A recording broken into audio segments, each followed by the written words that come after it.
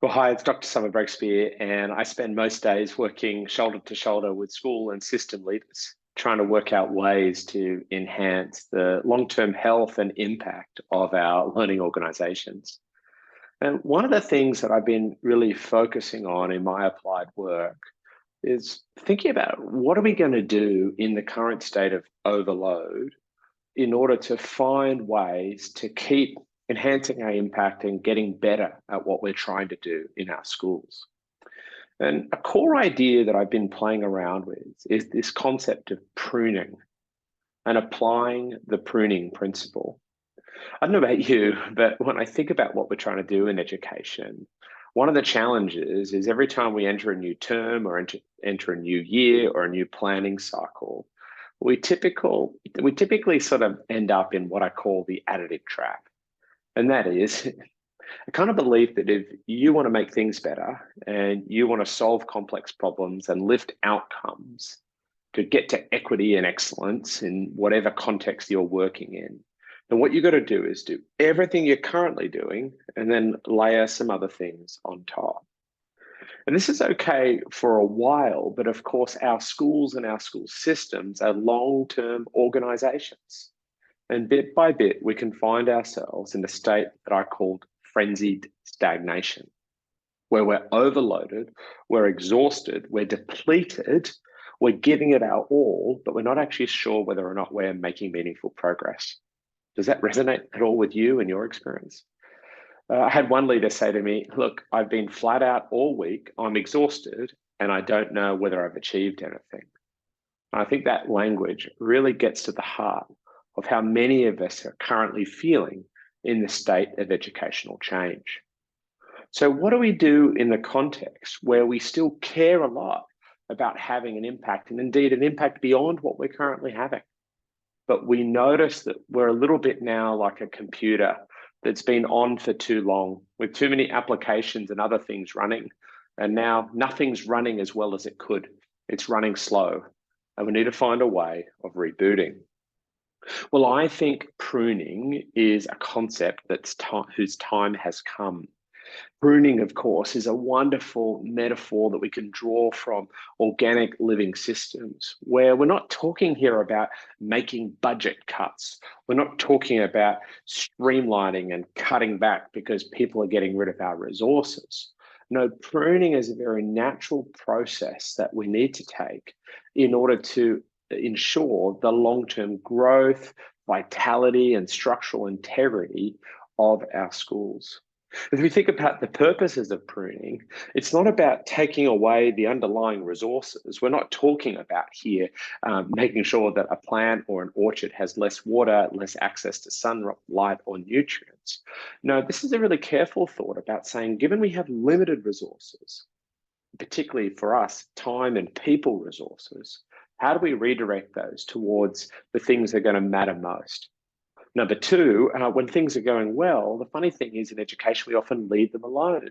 But indeed, actually pruning speaks to the need to actually cut back on things that are going well, to trim back so that we stimulate new growth. And lastly, when we've got lots of things growing in the same area, like we do in our schools, sometimes we need to prune to reshape and thin out the long-term structural integrity so that we don't collapse under the weight of a lot of good things. And so I'm encouraging people to start to engage in a conversation about pruning, not just planning where everything's sort of a plus one, but actually having a set of subtractive conversations where we explore together what might need removal because it's dead, diseased, damaged, or problematic. Where might we need to cut back, not because things aren't going well, but because we actually want to promote growth, flowers, and fruit? Or where might there be opportunities just to thin out and reshape a little bit to ensure we're in a good stance for long-term strength and vitality? See, I think the time has come where even when we do want to enter improvement planning, first and foremost, we should say, are there ways to improve our desired outcomes through subtraction? Are there subtractive answers? That is, by actually taking away, we might actually be able to improve the final outcome. Or If we are suggesting we need to do something in addition, then we start to understand we need to do subtraction before addition. I reckon there's a real opportunity for us to start to normalize the idea that we'd have a pruning season before a planning season. And indeed, we'd come together and pause and at least explore together as we examine what we're currently doing, where there might be opportunities to strategically subtract. When we do this work, I often use the simple reminder here about prune to prioritize, to remove, to unify, to nurture, and to examine. And of course, once we've gone through that cycle, we need to move through again. But the key stage early on is just to do that examining. Look at our educational tree, look at our educational orchard, and inspect and scrutinize how are things going at this time of year. Where do we have strong impact evidence and feasibility evidence? This is good work that's working well and having an impact. And where might we have evidence that either this wasn't originally based on good quality research or problem analysis, or it might be a pretty good solution, but it's not really feasible for our context, or perhaps we just haven't really gone through a quality implementation process and it's a bit problematic and damaged and we haven't really got the outcomes. So we examine, we think about where there's opportunities to prune. We prioritize, decide what to prune and by how much. At some point, we make the cut, we make those harder decisions to actually do less but better. And then we don't fill the spot. We unify by letting the things that are there come together in greater levels of coherence and then nurture what's there. Don't fill the space, leave margin and see what grows. I think we've really developed a whole range of ideas around how we plan for additional things in the work we do in teaching, learning, well-being, pastoral care, engagement with parents and caregivers.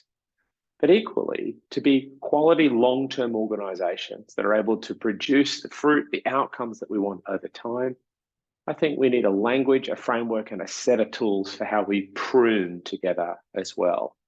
Indeed, I think every school improvement plan or system improvement plan should have a box at the top which says, what are we going to stop doing? What are we going to prune before we get into this work? And indeed, within the actual strategies, we should put a real focus and emphasis about where there are opportunities to actually have strategies that are subtractive strategies, rather than always leading to the default of what it is we're going to add. Well, again, I think schools are some of the most incredible organizations, and they're built to be long-term organizations. We want them to be strong and fertile and generating impact for decades to come. But we're currently under risk, I think, of collapsing under the weight of all the expectations and all the things that we have put on ourselves and that others put on us in education. And so I think pruning is a key concept that we need to understand. I think we actually need to bring a practice and a set of tools to allow us to prune. And then we need to start to lean into regular pruning seasons, not a once-off every couple of years, but 2 or 3 times a year, entering conversations where we only talk about the subtractive changes that we might need to make to set ourselves up for long-term impact. I'd love to hear how you go in thinking about these ideas and applying these ideas to your team, to your organization. Remember, we prune not because we're trying to cut back for the sake of cutting back. We prune because we long for the long-term impact and we want to build that vitality and that fruit-growing kind of potential and structural integrity of our teams, of our organizations, and our systems over time. Look forward to hearing how you apply the pruning principle in your context.